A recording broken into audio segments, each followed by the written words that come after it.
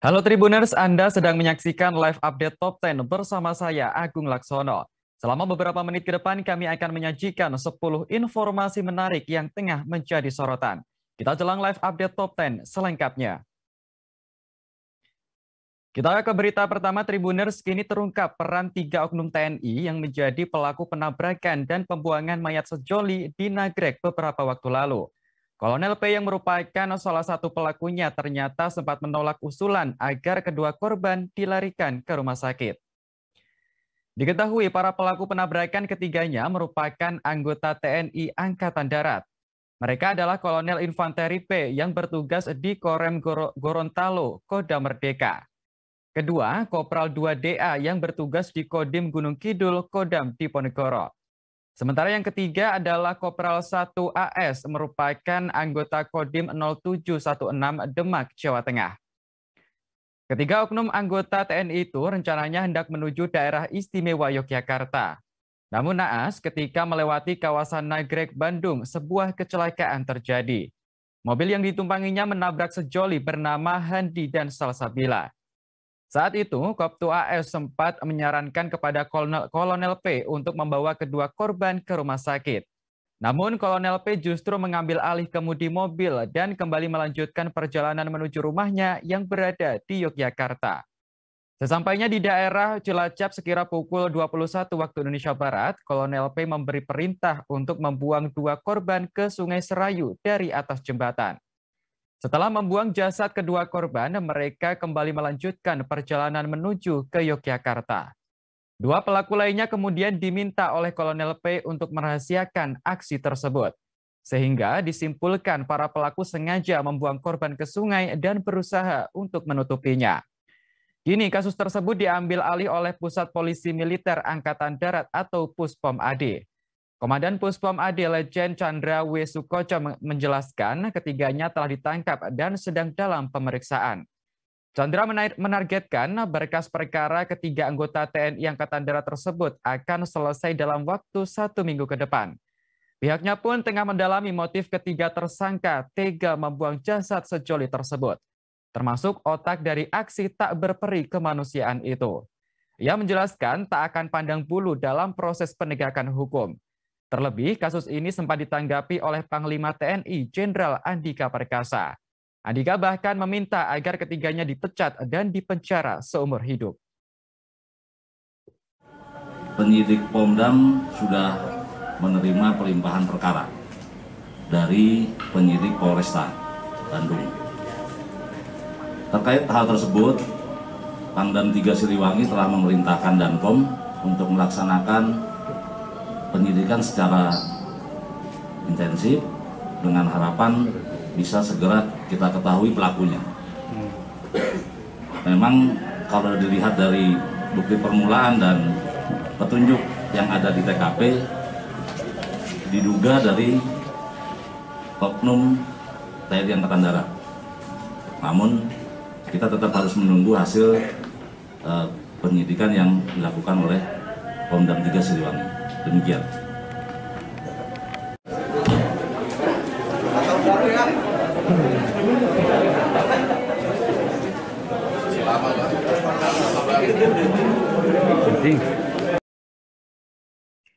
Ex-kader PDIP yang sempat memukul pemuda di depan minimarket akhirnya meminta maaf pada Sabtu 25 Desember. Dalam kesempatan itu, polisi juga mengungkap kesalahan lain dari pria bernama Halpian Sembiring Meliala itu. Ternyata plat mobil yang digunakan Halpian adalah palsu. Hal tersebut diungkap oleh Kapolrestabes Medan dalam konferensi pers pada Sabtu 25 Desember 2021. Kapolrestabes Medan Kombes Pol Riko Sunarko mengatakan pria yang merupakan kader PDIP itu bukan hanya menganiaya pemuda berinisial FAL. Akan tetapi juga menggunakan nomor plat yang diduga palsu lantaran tidak terdaftar di Samsat. Diungkap Riko, hal itulah yang menyebabkan pihaknya kesulitan menemukan identitas pelaku.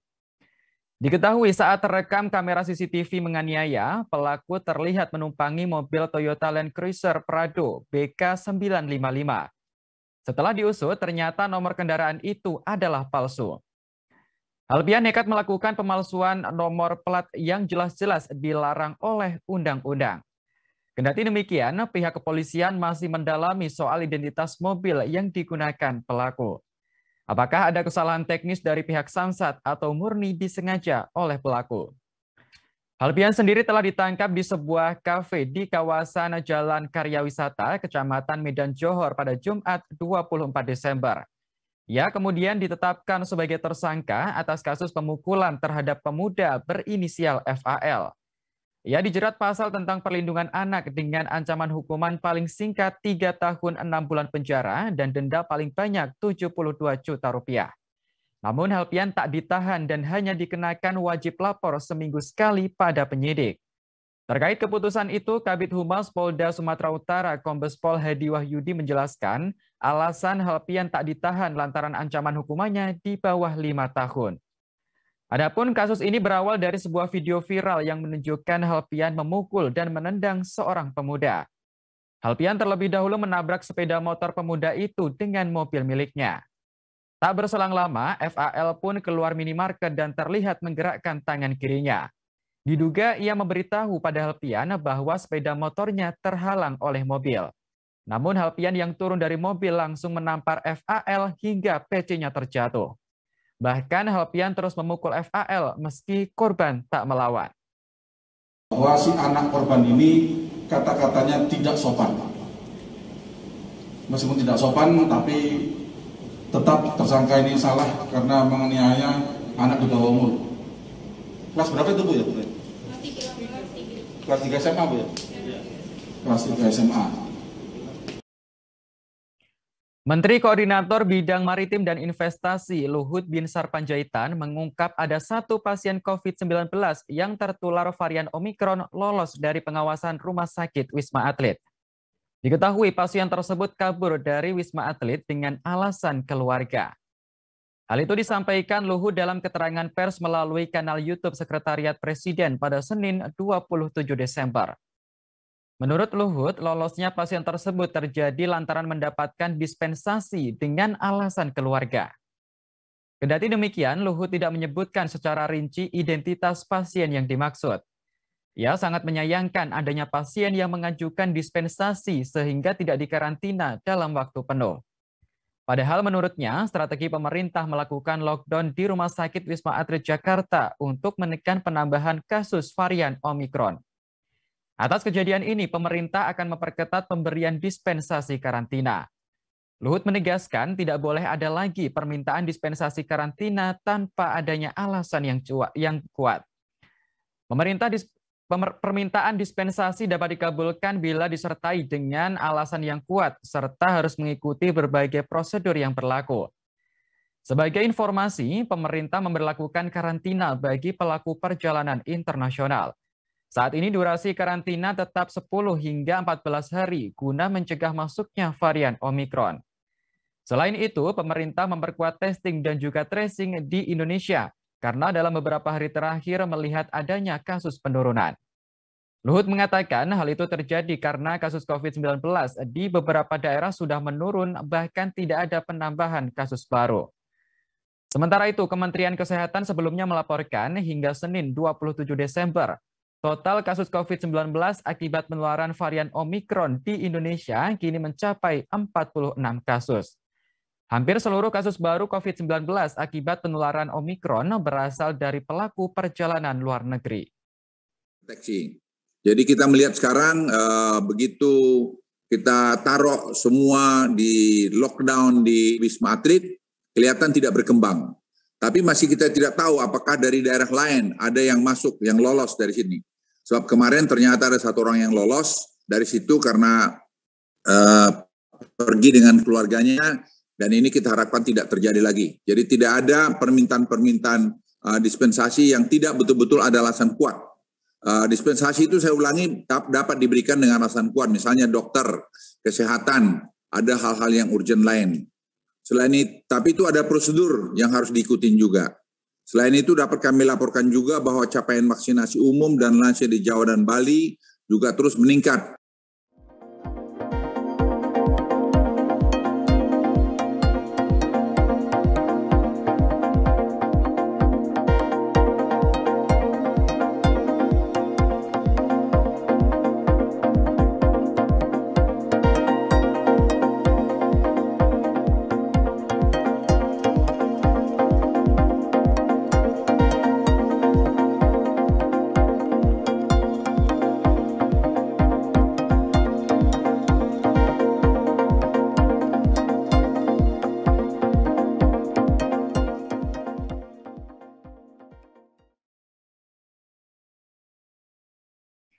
Baru-baru ini viral sebuah foto yang menampilkan dokumen penting milik mantan Menteri Kelautan dan Perikanan Susi Pujiastuti. Pasalnya dokumen penting tersebut menjadi bungkus gorengan di daerah Pangandaran, Jawa Barat. Diduga dokumen tersebut dijual atau dibuang oleh oknum tertentu. Dokumen tersebut merupakan keterangan identitas sementara sebagai pengganti kartu tanda penduduk atau KTP Susi Pujiastuti. Pada kop surat keterangan tersebut tercantum pemerintah Kabupaten Pangandaran, Jawa Barat. Surat keterangan itu dikeluarkan pada 20 Januari 2014 dan ditandatangani oleh Camat Pangandaran saat itu, Haji Suryanto. Terkait hal itu, Susi Pujiastuti, Camat Pangandaran hingga Kementerian Dalam Negeri turut angkat bicara. Melalui cuitan di akun Twitternya @susipujiastuti pada Senin 27 Desember, ia turut menanggapi viralnya dokumen yang dijadikan bungkus gorengan. Susi mengaku beberapa hari ini kerap menerima DM maupun mention dari warganet terkait foto viral itu. Warganet pun menanyakan pendapat Susi terkait hal tersebut. Namun Susi justru balik bertanya, bukannya hal seperti itu sudah biasa terjadi. Susi juga merasa bingung harus protes kemana dan kepada siapa jika mengalami hal seperti ini. Sementara itu, Yadi Setiadi selaku Camat Pangandaran saat ini menyayangkan kejadian tersebut. Dirinya menduga bahwa dokumen telah dijual atau dibuang oleh oknum tertentu. Diketahui dokumen tersebut adalah surat keterangan KTP sementara yang dikeluarkan sekira 7 tahun yang lalu. Atas kejadian ini, Yadi mengaku telah melakukan penelusuran. Hasil pengecekan yang dilakukannya, surat keterangan itu adalah asli. Hal tersebut diketahui dari stempel kecamatan dan foto Susi Pujiastuti yang berwarna. Meski begitu, Yadi mengungkapkan kantornya tidak pernah menyimpan surat keterangan asli. Sehingga ia memastikan beredarnya foto dokumen Susi sebagai bungkus gorengan bukan kesalahan staf. Viralnya kabar ini juga turut ditanggapi Dirjen Dukcapil Kemendagri Zudan Arif Fakrullah. Zudan mengatakan dokumen tersebut seharusnya disimpan dengan baik. Menurutnya, karena surat itu merupakan tanggung jawab warga yang menerima, maka harus dimusnahkan jika sudah tidak dipakai.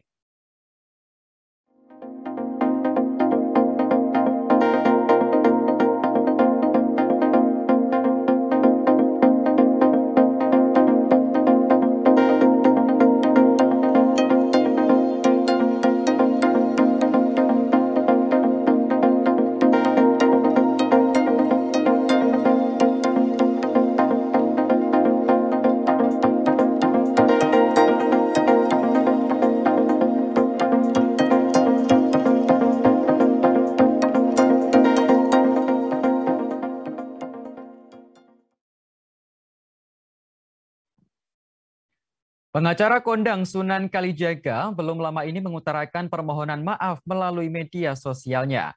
Sunan mengaku bersalah seusai membela Dodi Sudrajat karena permasalahan video pria bertopeng yang viral di dunia maya. Permintaan maaf tersebut disampaikan melalui instastory di akun Instagramnya @sunankalijaga_sh beberapa waktu lalu. Adapun permintaan maaf itu terkait kasus video pria bertopeng yang menakuti Gala dengan menyebut nama Dodi, ayah mendiang Vanessa Angel. Dalam permohonan maafnya, Sunan menulis bahwa setiap warga negara mempunyai hak yang sama di mata hukum. Setelah menyampaikan permohonan maaf, Sunan bahkan juga mendatangi keluarga Haji Faisal. Ia menuturkan jika kedatangannya untuk ikut menjembatani antara Haji Faisal dengan Dodi Sudrajat. Haji Faisal pun berharap bahwa pertemuan dengan Sunan Kalijaga bisa menjadi titik terang polemik keluarganya dengan Dodi Sudrajat. Hal tersebut tentu demi kepentingan Galaskai Andriansyah ke depannya. Diberitakan sebelumnya, Sunan menggelar konferensi pers di kawasan Dharma Wangsa, Jakarta Selatan pada Kamis 23 Desember lalu. Pada kesempatan itu, Sunan secara terang-terangan membela Dodi Sudrajat setelah diduga mendapat perlakuan tak menyenangkan atas beredarnya sebuah video viral. Video tersebut menampilkan Gala yang tengah bermain dengan pria bertopeng yang menakut-nakutinya. Cuplikan video tersebut juga dianggap mengandung unsur penghinaan terhadap Dodi Sudrajat.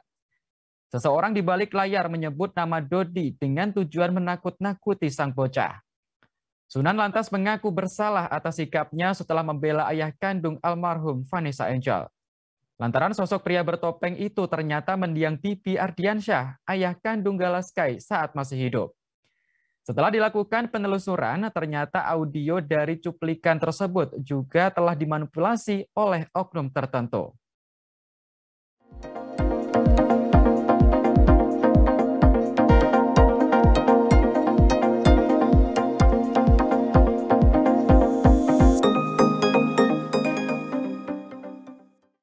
Bicara hukum, hari ini kita bersilaturahmi ya, tadi membicarakan tentang yang terbaik untuk tumbuh kembangnya Gala, bukan untuk siapa yang menang, siapa yang kalah, siapa yang berhak, siapa yang tidak. Tapi kita berempat ini kebetulan orang-orang yang sayang sama Gala dan memikirkan Gala di atas segalanya.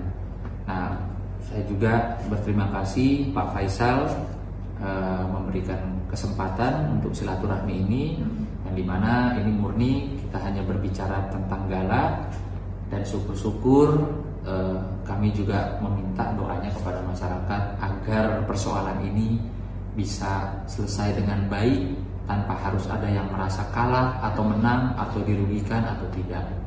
Kalau dari saya itu Pak, mungkin ada dari Bapak, silakan. Ya, tambahan dari saya sedikit. Pertama sekali saya terima kasih banyak kepada Ica yang telah mempertemukan saya dengan Bang Sunan. Itu suatu yang sangat bernilai bagi saya, karena saya yakin dan percaya bahwa pertemuan saya dengan Bang Sunan ini bisa menyelesaikan permasalahan ini, bisa mendamaikan masalah ini. Sebab saya dari awal tidak ingin masalah ini berlarut-larut. Dengan ada pertemuan ini, berharap sekali saya kepada Bang Sunan sekiranya persoalan ini bisa diselesaikan dengan cara kekeluargaan. Ya, harapan juga kepada masyarakat agar sekiranya membantu dengan doa agar semua persoalan-persoalan ini bisa selesai sebagaimana mestinya. Ya, selesai sesuailah dengan aturan-aturan yang dipahami oleh agama. Itu. Ya, Masya Allah, Alhamdulillah Bang Sunan memang kan dari awal juga berniat untuk menjembatani, dan alhamdulillah ya hari ini Bang Sunan mau menjembatani ya Bang ya. Mungkin supaya ada jalan keluarnya, karena Papa memang sesungguhnya nggak mau berlarut-larut, pengen semuanya jalan yang terbaik dan tidak ada lagi isu-isu yang nantinya kedepannya akan membuat Ananda Gala jadi secara mental juga kurang baik gitu. Akibat rekam jejak digital. Iya, itu yang saya takut. Itu yang paling saya takut. Jadi sekali lagi saya terima kasih kepada Bang Sunan udah bersedia untuk kita bertemu, dan mudah-mudahan persoalan ini itu Bang Sunan bisa menyelesaikan. Amin. Insyaallah. Terima kasih. Saya juga sekali lagi mohon doa seluruh masyarakat yang sayang sama Gala, karena tidak ada daya upaya dan kuasa kalau tidak memang Allah yang berkehendak ya menyelesaikan ini semua dengan baik.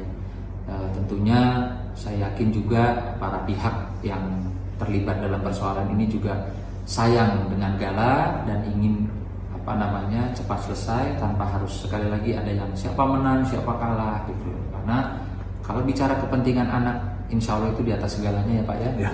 Dan jujur saja damai itu indah dan baik. Menyambung silaturahmi, tidak memutus silaturahmi itu lebih baik. Amin. Gitu. Oke, dari Ibu? Cukup. Assalamualaikum warahmatullahi wabarakatuh. Waalaikumsalam. Viral di media sosial sebuah video rekaman CCTV yang menampilkan aksi pencurian kotak amal di sebuah masjid. Selesai mencuri uang, pelaku pencurian yang merupakan seorang pria tersebut meninggalkan sepucuk surat.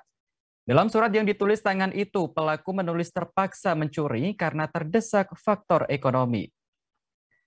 Video pencurian itu pertama kali diunggah oleh akun Instagram @sholat_taufik pada 16 Desember 2021 lalu. Selain mengunggah video, pemilik akun juga menampilkan foto isi surat yang ditinggalkan oleh pelaku. Dalam tulisan tangan itu disebutkan jika ia membutuhkan uang untuk membelikan HP anaknya yang bersekolah. Bahkan pencuri itu juga berjanji akan mengembalikan uang kotak amal tersebut dalam jangka waktu 1 tahun. Diketahui peristiwa itu terjadi di sebuah masjid di Desa Demangan, Kecamatan Tahunan, Kabupaten Jepara, Jawa Tengah. Dalam video yang beredar, pencuri tersebut masuk ke halaman masjid dengan mengendarai sepeda motor. Pria itu lalu menghampiri kotak amal yang berada di bagian samping masjid. Kemudian, ia menguras habis isi kotak amal dan menyimpan uang curiannya dalam sebuah kain hitam. Lalu pria itu meninggalkan sebuah kertas berisi tulisan tangan yang berisi pesan menyentuh hati. Viralnya video tersebut juga mendapat perhatian dari kepolisian setempat. Kasat Reskrim Polres Jepara AKP M. Fahrul Rozi menyampaikan aksi pencurian uang kotak amal itu terjadi di Masjid Baitur Rahman, Desa Demangan. Peristiwa itu terjadi pada Kamis 16 Desember dini hari sekitar pukul 2 waktu Indonesia Barat. Rozi berujar bahwa pihaknya telah mengonfirmasi perangkat desa dan pengurus masjid itu. Mereka sepakat untuk tidak melaporkan kasus pencurian itu kepada polisi.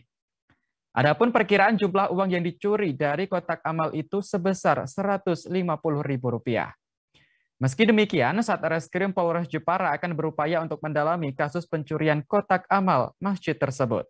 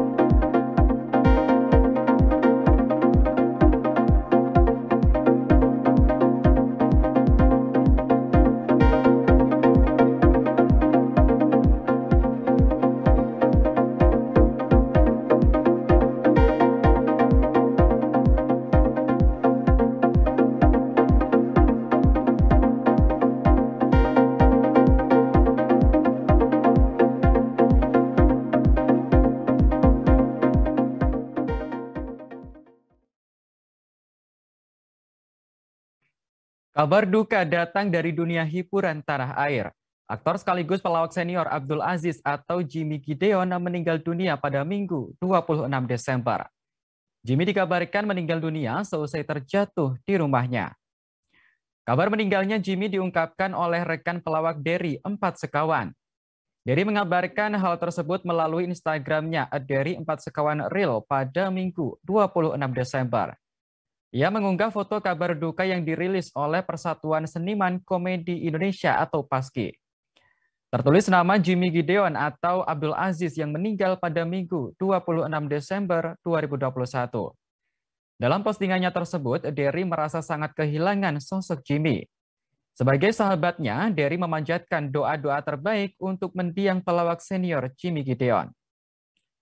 Kabar duka tersebut juga diungkapkan oleh pengamat film nasional Yan Wijaya.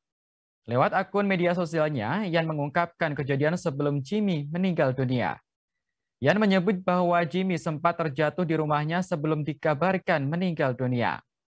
Pelawak senior tanah air itu meninggal dunia dalam usia 58 tahun. Semasa hidup, Jimmy dikenal sebagai aktor, penyiar radio, sekaligus pelawak senior. Ia berjaya pada tahun 1990-an dengan membintangi sinetron komedi Gara-Gara bersama Lydia Kandau. Aktor kelahiran Bengkulu 22 September 1963 ini tergabung dalam grup lawak Gideon bersama Sion dan Habil. Sebelumnya, grup tersebut sempat diperkuat oleh Ginanjar dan Dery Sudarisman. Nama Gideon sendiri berasal dari singkatan nama pendirinya yakni Ginanjar, Dery, dan juga Sion. Ketiganya merupakan anggota asli dan pendiri grup lawak ini pada awal berdirinya tahun 1990-an. Selain terlibat dalam komunitas pelawak, Jimmy juga membintangi sejumlah film dan sinetron seperti Lenong Rumpi 1991 dan Bajai Bajuri The Movie tahun 2014.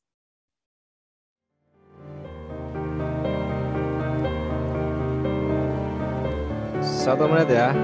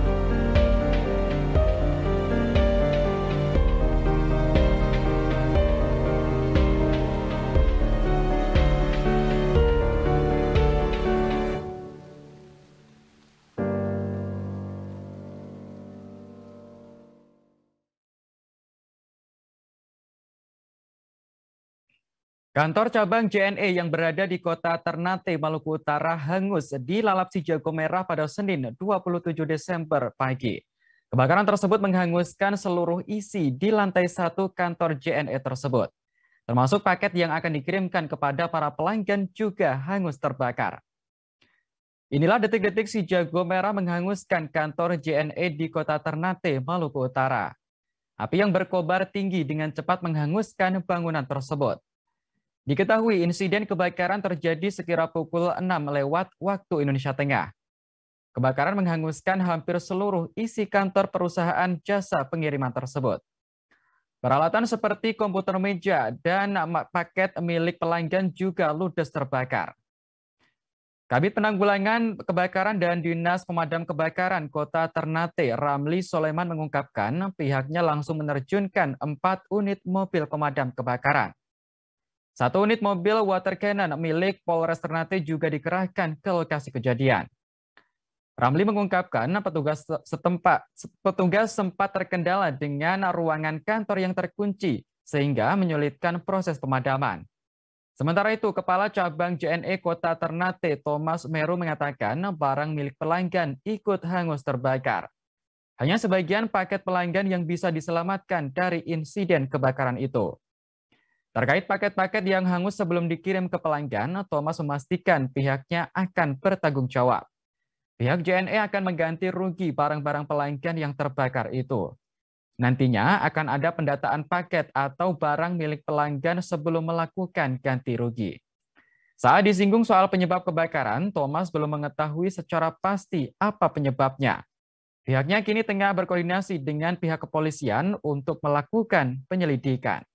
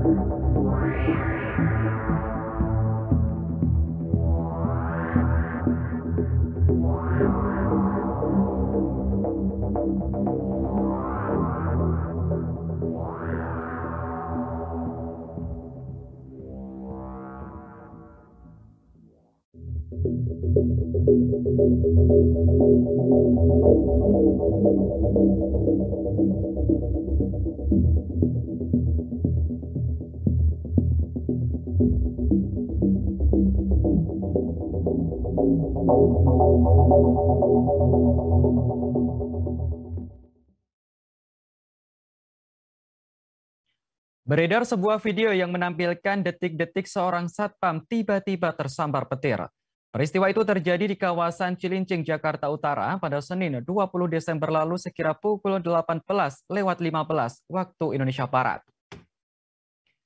Akibat peristiwa itu, korban langsung terkapar dan tak sadarkan diri.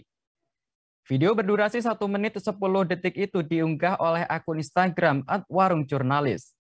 Dalam video yang beredar, satpam tersebut tampak berjalan dengan membawa payung. Tiba-tiba saja petir menyambarnya hingga menimbulkan percikan api. Korban yang langsung terkapar sempat berusaha untuk bangun. Namun ia kembali tergeletak dan tak sadarkan diri. Rekan korban yang mengetahui kejadian itu langsung berlari dan menyelamatkannya. Adanya kejadian itu dibenarkan oleh Kanit Reskrim Polsek Cilincing Ibtu Alex Chandra. Diketahui korban adalah satpam berinisial AR 35 tahun. Menurut Alex, kejadian tersebut terjadi pekan lalu pada area loading barang di PT CKB, Kelurahan Sukapura, Cilincing, Jakarta Utara. Dikatakan Alex, korban saat itu hendak mengambil gambar SR atau serial number di saat hujan turun. Namun di tengah perjalanan, korban tiba-tiba tersambar petir hingga tak sadarkan diri. Akibat sambaran petir itu, pria tersebut harus dirawat di rumah sakit. Meski sambaran petir begitu mengerikan, korban dipastikan selamat dan kini kondisinya sudah membaik. Kini korban sudah diperbolehkan pulang setelah dirawat di Rumah Sakit Pelabuhan Koja, Jakarta Utara selama 4 hari. Adapun terkait penyebab sang satpam tersambar petir, sempat beredar isu jika korban tengah membawa handy talkie atau ponsel. Namun menurut guru besar dari ITB, Profesor Reynaldo Zoro, ponsel atau HT tidak menyebabkan seseorang tersambar petir. Hal ini karena keduanya memiliki frekuensi yang berbeda.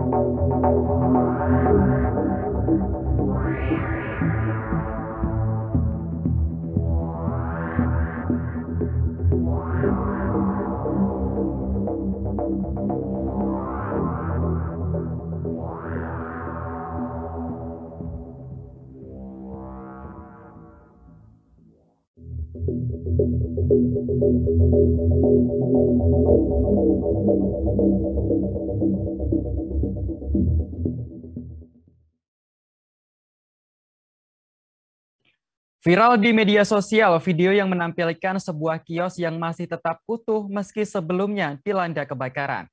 Diketahui kios tersebut berada di kawasan Pasar Kroya, Kabupaten Cilacap, Jawa Tengah. Dalam video viral itu terlihat sebuah kios di Pasar Kroya tak terbakar sedikit pun dalam insiden itu. Padahal kios-kios di sekelilingnya tampak ludes terbakar, tidak menyisakan satu barang pun. Kios yang tetap utuh itu diketahui menjual aneka frozen food dan bahan makanan lainnya. Bahkan ada yang menyebut bahwa makanan yang tersimpan dalam freezer masih terasa dingin meski sudah dihantam kebakaran selama berjam-jam. Video kios utuh saat kebakaran di Pasar Kroya tersebut lantas viral dan menjadi perbincangan warganet. Tak sedikit yang menyebut apa yang terjadi dalam video merupakan mukjizat dari Tuhan. Ada pula komentar dari warganet yang mengaku sebagai tetangga si pemilik kios. Ia menyebut jika sang pemilik kios memiliki sifat yang ramah, baik, dan juga membangun musola. Meski demikian, keberuntungan tidak ada yang bisa menebak akan jatuh kepada siapa. Warganet pun mengajak semuanya untuk terus berbuat kebaikan. Untuk diketahui, Pasar Kroya mengalami kebakaran hebat pada Kamis 23 Desember yang menghanguskan ratusan kios di dalamnya. Kebakaran awalnya terjadi pada pukul 17 waktu Indonesia Barat di lantai 2 hingga akhirnya merembet ke kios-kios lainnya. Api baru berhasil dipadamkan secara total pada Jumat pukul 3 dini hari. Adapun akibat kebakaran di Pasar Kroya tersebut, total kerugian diperkirakan hingga miliaran rupiah.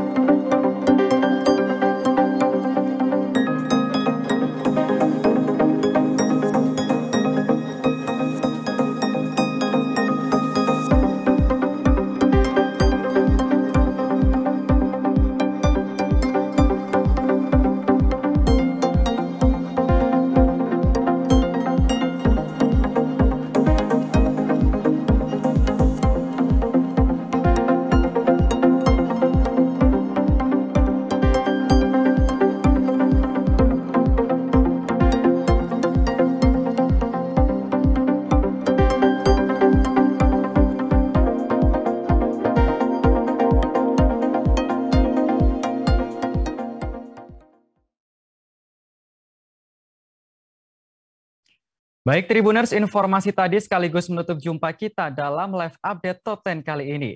Jangan lupa untuk terus perbarui informasi Anda di kanal YouTube Tribun News. Saya Agung Laksono pamit undur diri. Terima kasih dan sampai jumpa. Jangan lupa like, subscribe, dan share ya.